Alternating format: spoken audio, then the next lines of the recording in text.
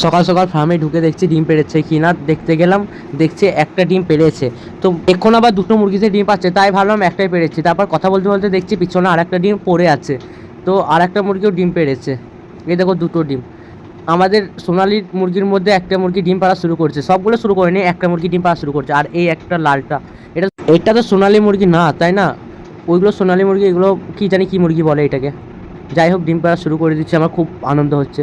তো ডিমগুলো নিচে রেখে চলে যাই ওদেরকে জল দিতে, কারণ দেখলাম পাত্রে জলও ছিল না।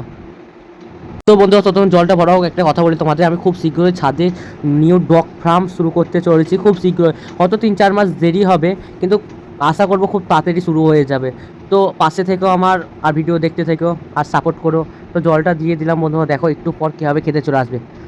মনে হয় অনেকক্ষণ ধরে জল ছিল না, তার জন্য মুরগিগুলো হাঁপাচ্ছে সব। তো বন্ধুরা এখন হয়তো ভয় পাচ্ছে, পরে আমি দেখাচ্ছি। এই দেখো সবাই জল খেতে চলে এসেছে। বাই বাই বন্ধুরা, পাশে থেকো, সুস্থ থেকো।